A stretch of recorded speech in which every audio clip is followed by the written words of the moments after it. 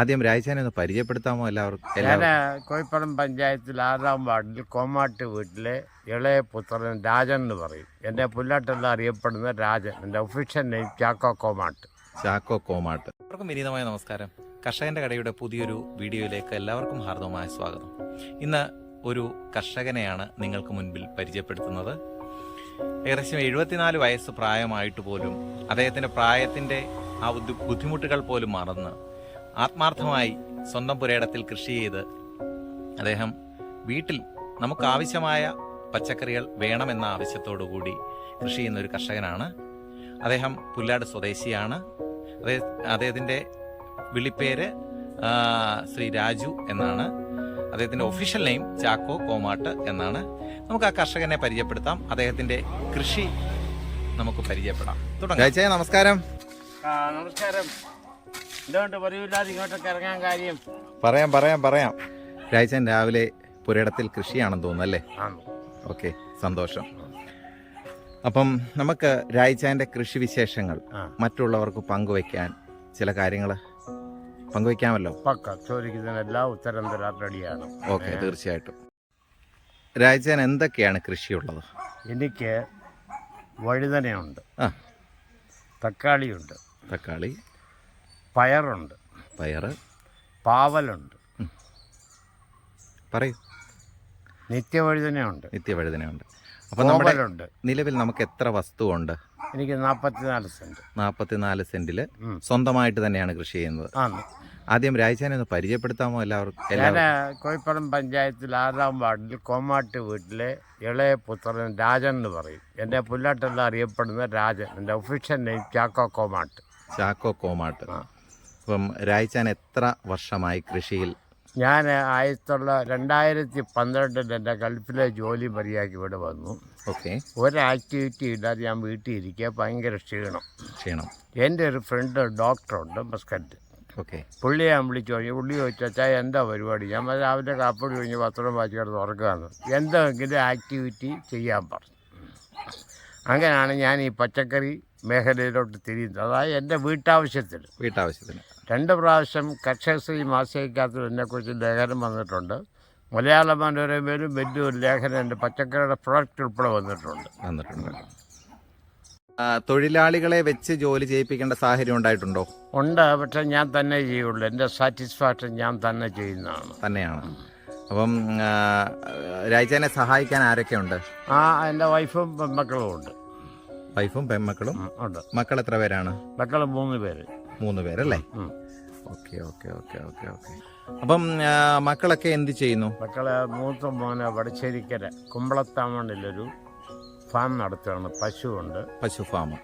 എത്ര പശുക്കളുണ്ടാവും? പശുവുണ്ട്, ഒരു 15 ആടുണ്ട്, 10-40 കോഴിയുണ്ട്. ഓക്കെ. കോഴിയെല്ലാം മിക്കവാറും എല്ലാം ഗൂസുണ്ട്, താറാവുണ്ട്. അപ്പോൾ അദ്ദേഹത്തിന് വിദേശത്തും മറ്റോ ആയിരുന്നോ ജോലി? പുള്ളി വിദേശത്തായിരുന്നു. ഇവിടെ കോവിഡ് പ്രശ്നം വന്നപ്പോൾ ബിസിനസ് പരാജയപ്പെട്ടു. ഇവിടെ ഇപ്പം നമ്മളൊരു 4 ഏക്കർ ഭൂമി വാങ്ങിച്ച് അവിടെ ഫാം നടത്തുകയാണ്. അതോടൊപ്പം കൃഷികളൊക്കെ ഉണ്ടോ അവിടെ?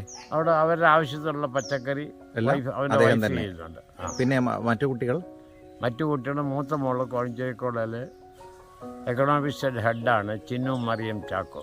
ഓക്കെ, തീർച്ചയായിട്ടും. പിന്നെ മറ്റേ ഇളയ മോൾ എറണാകുളത്ത്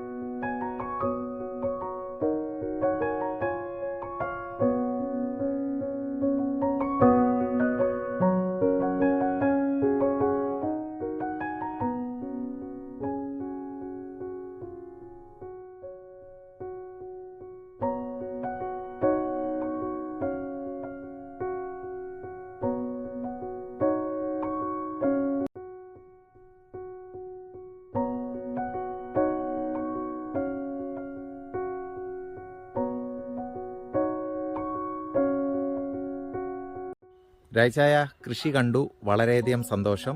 ഇത്രയും ഈ പ്രായത്തിലും രാജാൻ എത്ര വയസ്സുണ്ട്? 74.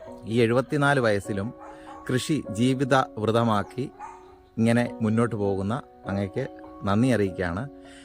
എന്നാൽ നമ്മുടെ യുവതലമുറയോട് രാജാന് ഈ അവസരത്തിൽ എന്താണ് പറയാനുള്ളത്? യുവതലമുറയോട് എനിക്ക് പറയാനുള്ള ഒരേ ഒരു കാരണം, ഒരു ഉപദേശം, ഡെയിലി അരമണിക്കൂറോ 1 മണിക്കൂറോ മെനക്കെട്ട് ഇറങ്ങി ഒരു കോൺസെൻട്രേഷൻ നഷ്ടപ്പെടാതെ നമ്മളതിനെ കേന്ദ്രീകരിച്ച് ചെയ്തു കഴിഞ്ഞാൽ നമ്മുടെ വീട്ടിലോട്ട് ഒരു വിഷമുള്ള പച്ചക്കറിയും വാങ്ങിക്കേണ്ട ആവശ്യമില്ല. ഞാനിതെല്ലാം ചെയ്യുന്ന ശുദ്ധമായ ജൈവവളത്തിൽ. തീർച്ചയായിട്ടും എനിക്ക് വിദഗ്ധമായ ഉപദേശം തരുന്നത് ഞാനത് പുറകാലെ പറയാം, ആരാണെന്ന് എന്തോ ആണെന്ന്. അത് ഇപ്പം ഈ അവസരത്തിൽ പറഞ്ഞോളൂ, ആരാണ്?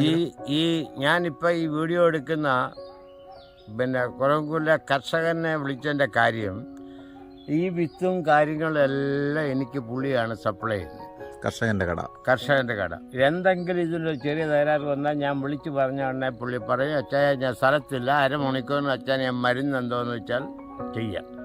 അതേസമയം ഗവൺമെൻറ്റിൻ്റെ കൃഷിഭവൻ പുല്ലാട്ടുണ്ട്, അവിടെ ഒരാവശ്യത്തിന് നമ്മൾ ചെന്ന് കഴിഞ്ഞാൽ 16 പ്രാവശ്യം ചെന്നാലും there is no response from that office.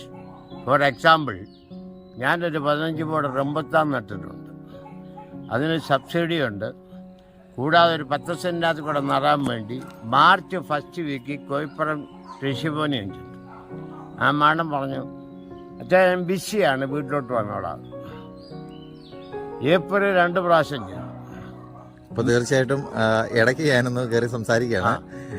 നിശ്ചയമായിട്ടും ഞാൻ എൻ്റെ രാജാൻ്റെ വീഡിയോ ബന്ധപ്പെട്ട ഓഫീസർമാർക്ക് കൊടുക്കാം. നാളെ തീർച്ചയായിട്ടും ഇതിനൊരു പരിഹാരം നമുക്ക് കണ്ടെത്താൻ നമുക്ക് സാധിക്കും.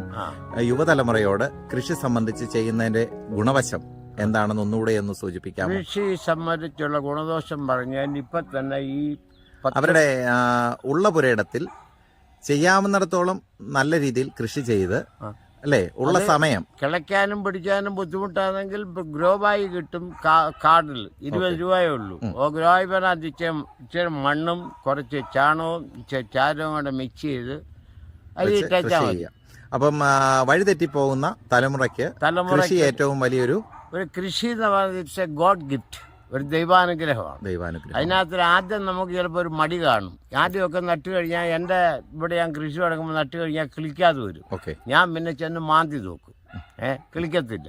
പിന്നെ ഞാൻ അതിൻ്റെ ഉപദേശങ്ങൾ സ്വീകരിച്ചു. ഈ അരി 2 മണിക്കൂർ വെള്ളത്തിലിടണം, അതിന് ശേഷം വേണം കിളിക്കേണ്ട 4 അരി വെച്ച് ഒരു തടത്തി ഇടണം. കിളിച്ച് വരുമ്പോൾ അതിൽ വീക്കുള്ളതൊക്കെ പറിച്ച് കളയണം, രണ്ടാക്കണം. അങ്ങനെയൊക്കെ ഉപദേശങ്ങൾ എനിക്ക് എൻ്റെ ഫ്രണ്ട്സ്, പ്രത്യേകിച്ച് ഈ കർഷകൻ്റെ കടയിൽ നിന്ന് എനിക്ക് തരും, എന്തോ ആണ് ഏതാണ്ടിട്ടുണ്ട്. തീർച്ചയായിട്ടും രാജായ ഇങ്ങനെ ഒരു വീഡിയോ നൽകിയതിൽ സന്തോഷം. കർഷകൻ്റെ കടയെ അഭിനന്ദിക്കാൻ ഈ അവസരം രാജായന് ഉണ്ടായതിലും ദൈവത്തോട് നന്ദി പറയുകയാണ്. ഇങ്ങനൊരു വീഡിയോ നൽകിയതിലും രാജായന് നന്ദി അറിയിക്കുന്നു, അഭിനന്ദനങ്ങൾ അറിയിച്ചുകൊള്ളുന്നു. നന്ദി.